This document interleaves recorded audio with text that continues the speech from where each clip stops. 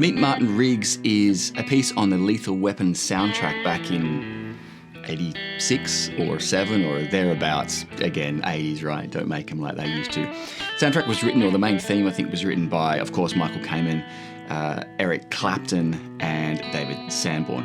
So someone commented, you should try this one. I listened to it and went, yep, absolutely. Brings back all my childhood memories. So there's tabs down below for the chords at least. And we'll look at a bit of the melody line as well. Chords themselves are interesting. I went neck and middle, put a lot of reverb on. I think I played it with my fingers as well. C major 7.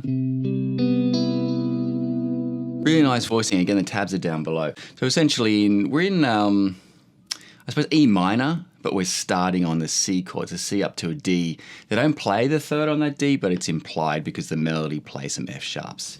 So just nice arpeggiator. Then in D sus2.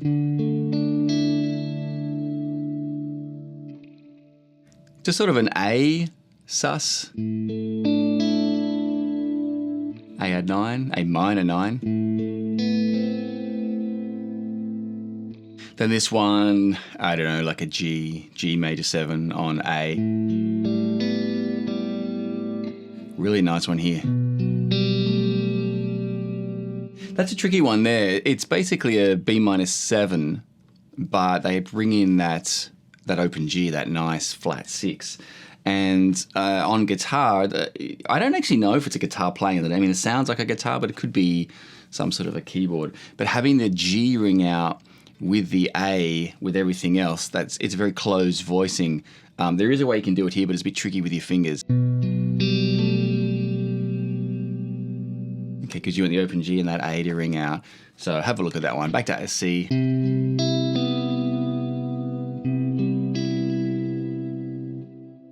A nice A minor 9.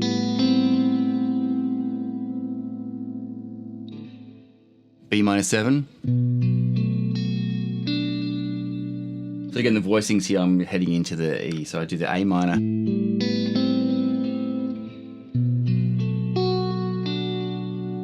E minor 7, but watch the hammer on.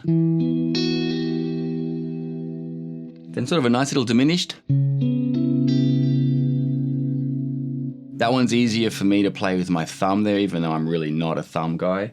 The descending bass line keeps going down. That's really nice there. So C major 7, but then he drops the 7 to a 6. Brings that G in, so you've kind of, it's a C6, but you're coming out of a C major 7. That's tricky to play. I ended up lifting my fingers off there to hit the G. I wish I could have it ring out, but anyway. Then a B sort of minor 7 or a B7 sus. And then this one.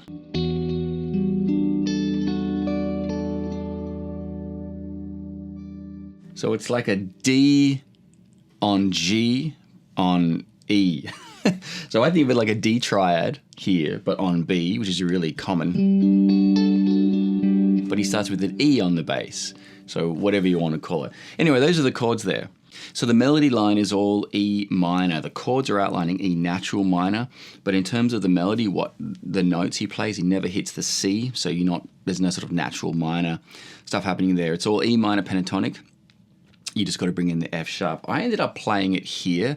That's sort of where my fingers naturally went. You could absolutely play it in the box 1 up here though, if you wanted to.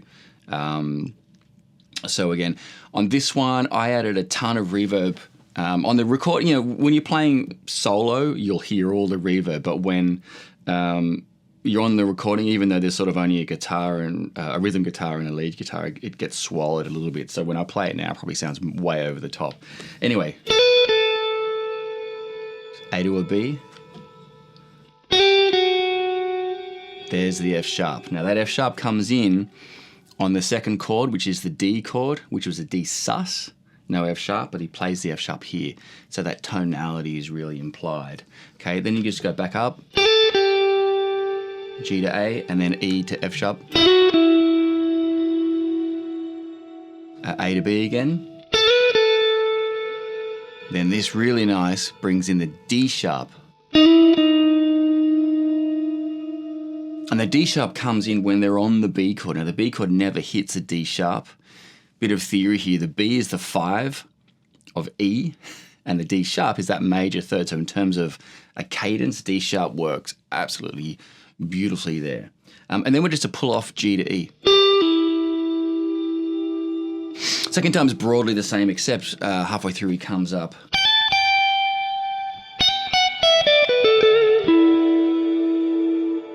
Okay, so same thing, minor pentatonic up here, but then here, it's a real minor pentatonic with that 9.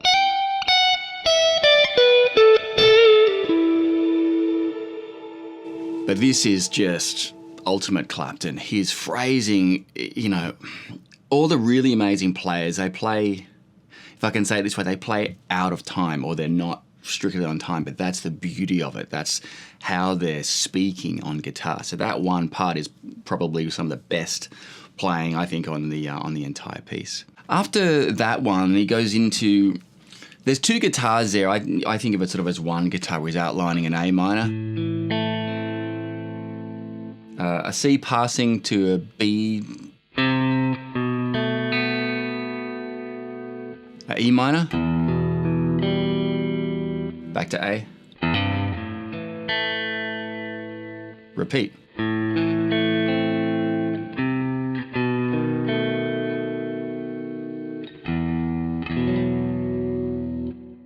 Okay, so chord-wise, you can think of, there's no tab or anything for this one, but he's basically sliding the first two notes of the A minor.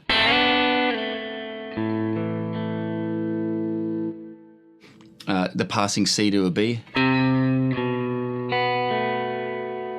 Open B string to that A, which is just beautiful. Not hitting the D sharp, but you can bring it in just because it's so nice. Bluesy. Beautiful E minor 9. So E, bottom E, hit your B with your first finger, pinky or third, depending on what you're comfortable with on the F sharp. Then the open G, that's the key. A quick E, G to A. And then just sort of muck around.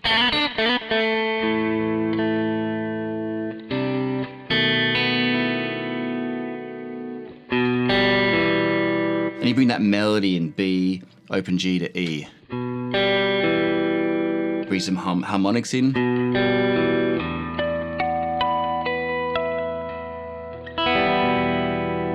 Those things. So anyway, really nice. Meet Martin Riggs. Good luck. See you next time.